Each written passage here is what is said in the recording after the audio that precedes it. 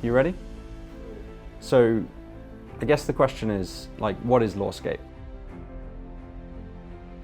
And fundamentally, what Lorescape is a way of having a modular map-making system that doesn't rely on pen and paper, but also getting away from the ultra-expensive, highly detailed terrain that a lot of games require. We wanted a mapping system that you could use for many of the games that you already own, instead of having to have very specific scatter terrain, very specific map bases that would only go with one game that you have. Because gamers have all had the same experience of having these items on a shelf in the garage and they get used once every couple of years when they have the game night for that specific game. So what Lorescape is the answer that we came up with to that problem, which is to create an engaging, immersive map system, but that is completely modular. The whole system is just one tile, and the graphics that we print upon it. And what that allows us to do is have an enormous range of environments, an enormous range of building choices, and a map that fundamentally you can take apart for when you finish playing your RPG session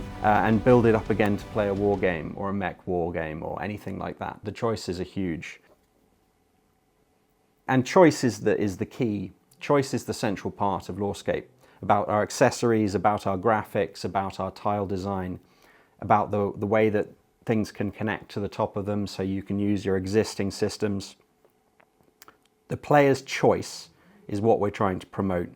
We don't make you throw away what you already have, we try and integrate it. You can add this to existing paper maps or Battletech neoprene mats or anything like that. It's an accessory to your gameplay. It increases your immersion. What it doesn't do is tie you to a specific product or to a specific way of doing things.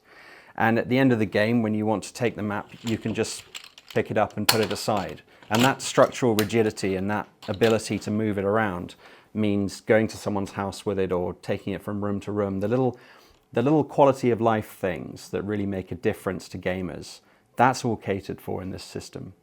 And so that's what we set out to create. When we started working on this was during the early COVID era, and there was a big resurgence in playing at home tabletop gaming, getting away from screens, getting away from virtual interactive environments, but a lack of physical interactive environments. So with a system like Lorescape, you can sit around the table with your friends and your family and you can build a map together to play your games on, and in an enjoyable way. Building with Lorescape in itself is an enjoyable, interesting, creative experience. And we've had plenty of people who build maps without actually playing games on them, just, you know, in the factory, in the office, when we sent sets out to beta testers and reviewers and people just enjoy building with it. And so that ability to sit around and with your friends and your family and just to share that experience, that interactive experience, I think is so much healthier than spending all of your time in the sort of online or, you know, console gaming space. When we started Lorescape, we had to decide whether we were going to do what the vast majority of game and gaming accessory manufacturers do, which is find a third-party manufacturer in China or in Europe somewhere who would make something to our design, make a certain number and ship it out in response to a Kickstarter campaign.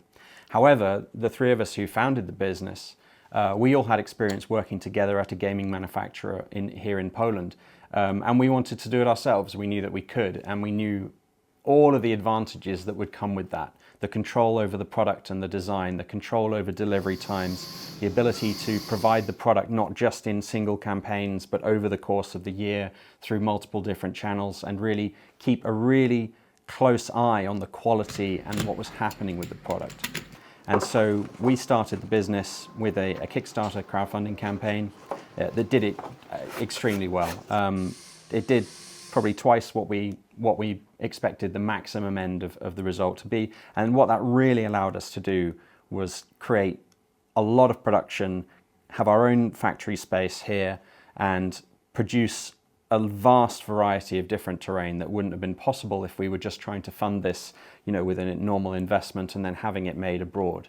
It allowed the backing, the sort of generous support of so many backers allowed us to do so much more than we would have been able to do just ordering everything in bulk from a manufacturer. Yeah, so one of the things that surprises people about this product and this company is that we are entirely based in Europe. So I'm English, my two partners are Polish, and most of our staff work in Poland in our own premises. We have a studio and we have a factory/warehouse space. We have 8 staff who work on everything from the production, laser cutting, UV printing, warehouse management, design, computer graphics, everything that the business needs. Everything is done in Poland. Our box manufacturer is an hour or so away in Poland.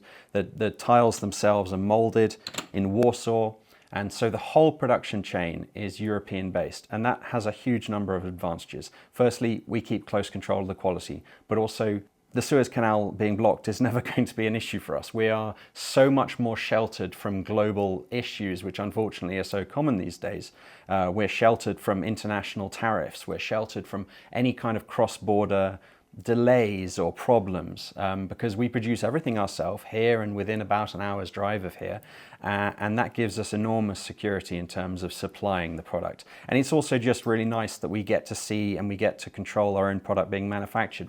We're sitting here having this interview in our factory. The UV printer that we print everything on is over there helping hold the other camera up. The camera here is in our stockroom, and behind it are all our boxes of tiles and everything. This is just a really good environment to build a business in and build a product in, because we have such ultimate control over everything that we're doing. And so, here we are. This is a year later, almost exactly, from when we ran the campaign. And we have our own machinery, our own factory. We have 8 members of staff, and we have this whole organization now, which is fabulous because now we can build on that. And so now we're doing our expansion packs, our Into Space campaign. We're creating our own games. We're creating our own environment for other people to create games on our system. We're supporting other manufacturers and designers who want to make games for Lorescape. And we're also exploring licensing with existing games who would like to upgrade or improve the terrain that they use using Lorescape. And that whole thing is started off with the kernel of the idea, which is that we can do this ourselves, we can make it ourselves, we can make the business, and we can have complete control and creative license to do what we want.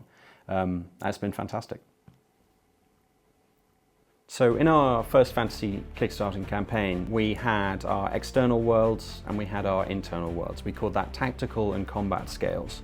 And the idea was your party would explore the outside valleys, the grasslands, the forests, the marshes, and then they would come upon points of interest, which would be dungeons, taverns, castles, caves, and then you would have a map for both of those environments. And we're taking that same principle into space. So our space campaign is split into 3 levels of map. The top one is the galaxy map. So we can build whole solar systems with stars, planets, asteroid fields, wrecks, and other points of interest that you can move around between in some sort of ship or transport. And then we have the second level of map, which is planetary map. So you can fly around your solar system, land on a map, and then go to that planetary surface. But also we have a level below that, which is the interior map. So you could fly across the solar system to a planet, explore the planetary surface, find a building, and then have an interior building map of that building. You could also have interior maps on your spaceship. So we're trying to create for the sci-fi world what we did for the fantasy terrain world, which is to create this multi-level mapping system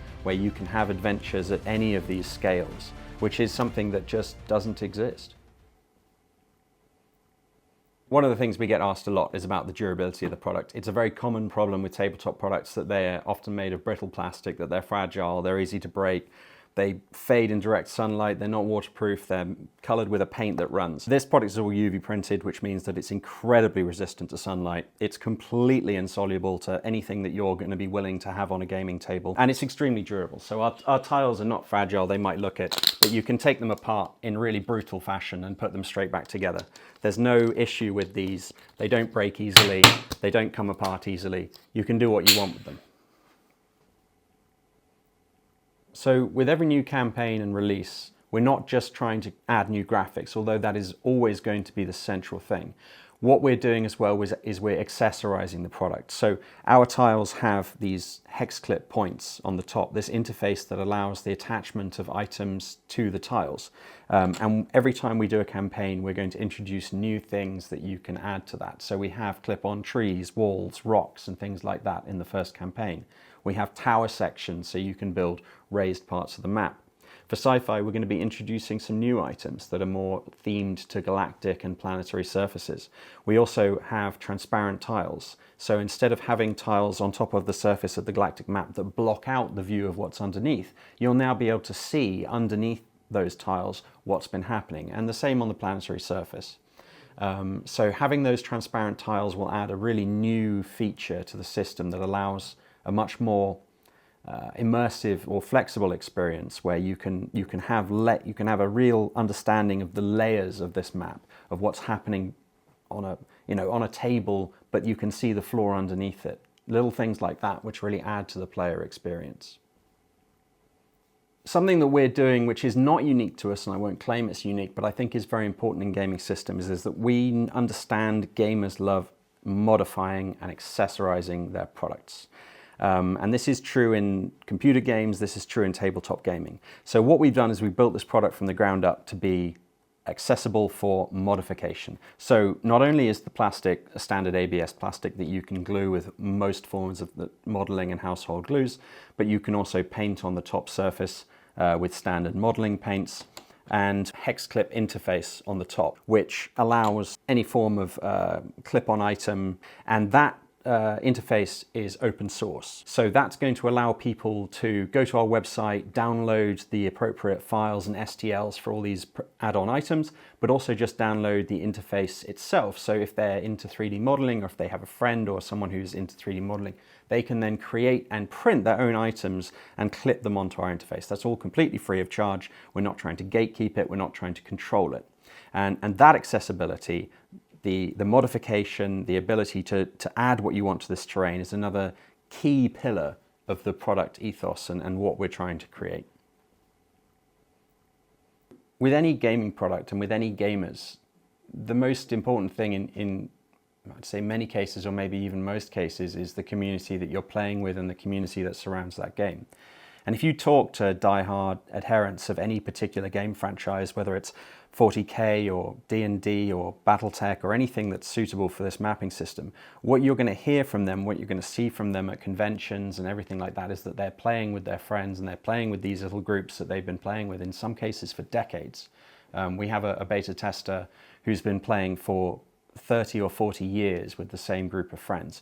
And so that community aspect has to be central, and we knew that from the start that we started designing the product.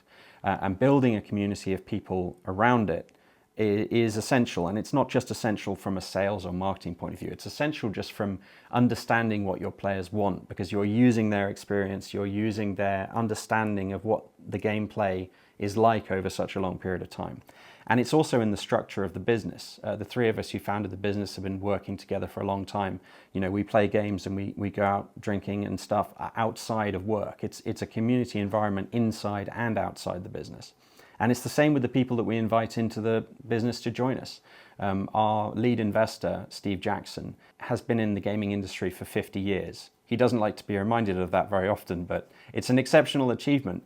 And he's had the same company the whole time, and he's done that. He has a real community based around his products and around his games, people that have been playing them for literally half a century. And he said to us when we first started, I want to have fun and make money. And that's kind of the principle that we're doing here. Is yes, it's a business, and you know, businesses are here to earn money and pay their staff, but we're also just having fun with the product. And that feeling and that principle builds out into the community and the people around it and around the games. And we have our wonderful brand ambassador, Felicia Day, and no one believes her. I've seen people commenting on it when she says it, that she just asked us to be involved. She saw the product, she saw the vibe that we had in the business. We asked her, you know, do you want to be in a sponsored video? We'd happily sponsor a video, you could promote the product. And she had a look at it, and we sent her some tiles, and she said, you know, I love this so much, I just want to be a part of it. Like, what can I do? And so that feeling, that vibe is irreplaceable, of just having a fun community gamer-based product that isn't a big corporate entity. It's just us, a bunch of gamers, making a product that we wanted. And that's where this came from, is it was something that we thought we needed. And we thought, you know, other people would want it too. One of the key aspects of this product is accessibility and availability. We want to go to the opposite end of the scale from products that try and do exclusive or limited or hard to get products to try and drive a hype and to try and drive interest when you actually then can't get the product when you want it. We're trying to go to completely the opposite end of the spectrum, where we have a vast array of terrain types, far more than any single shop would ever have on their shelves. But what we are going to do is make them available in as many different ways as possible, so that when people want a specific terrain or they want a specific set, we are going to do everything we can to make sure it's available. That means we're going to do Kickstarter campaigns with "Did you miss out" sections where you can get terrain from previous campaigns. We're going to have as many different retailers as we can, and we're going to have e-shops available in every country that we can reach, where we're going to have every set that we can provide on those e-shops. We're not going to run a scarcity campaign. We're not going to run a strategy of keeping people on tenterhooks until they can collect the new limited set in 2 years' time. We're trying to be, in the same principle as our maps, we're trying to be as open and accessible as possible. This is a product that, as our lead investor, Steve, he invented a game called GURPS, which is the generic universal role-playing system. And what we have, we joke, is GUMS, which is the generic universal map-making system. And to be a generic system, to be something that applies to as many games and as many situations as possible, we have to have accessibility. And so that's a core principle for us. So these products will be available as far and wide as we can spread them online, in shops, in Kickstarter campaigns, and particularly we want to get them into things like tournaments and game rooms. So shops that have gaming communities built around them, shops that have competitions that they host, shops that have communities already built in. We want to get into those shops and into those communities with, demonstration sets and with visits and everything, so that they can then share them and play with them and see if they like them or not. And so that's the core principle of our marketing and our sales strategy, is to just drive accessibility. In terms of what we're going to have on our tiles in the future, we're going to maintain this system of having one single unique tile where it's always compatible. And what we're going to do is expand the graphical range. So with our Interspace campaign, we're going to move into spaceship and space-based interiors. We're going to move into other interesting sub-environments, destroyed areas, warehouses, factories. We're going to build up a universe of different internal spaces that people can play combat games, RPG adventure games in. And then back in the fantasy realm, we're going to go bigger. We're going to go into campaign maps. We want to be able to build region maps where a party can travel 1 kilometer, 1 tile at a time, exploring a whole region of a country or a whole country itself. And then when they arrive at a certain place, then they can zoom in, so to speak, and bring out a different map at a different scale to explore the locations that they've been to. So what we're trying to replicate there is the experience, or physically replicate, is the online experience of typical kind of RPG games, The Witcher and Fallout and Skyrim, where you have a campaign map that you move on, you have points of interest, you move to them, and then you conduct your combat, your mysteries, your adventures, your investigations, your explorations inside those smaller maps. So having those multiple graphical scales allows us to do that physically on the tabletop with people sitting around it. So if you're a player of sci-fi tabletop games, RPGs, combat games, Battletech, Star Wars games, things like that, you might find what you're interested in our Lorescape Interspace campaign. There's planetary systems, spacecraft interiors, building interiors, lunar maps, Mars maps, and everything like that. We're also providing, as add-ons in that campaign, fantasy terrain from the previous Kickstarter in case you missed it or you hadn't seen the campaign before. And that gives grasslands, barren lands, deserts, oceans, mountains, Arctic, volcanoes, interiors like taverns, dungeons, caverns. 15 different terrain sets within that first campaign should be available as add-ons. So if that sounds like something you'd be interested in, head over to lorescape.gg and you'll find a welcome page that's going to tell you everything you need to know.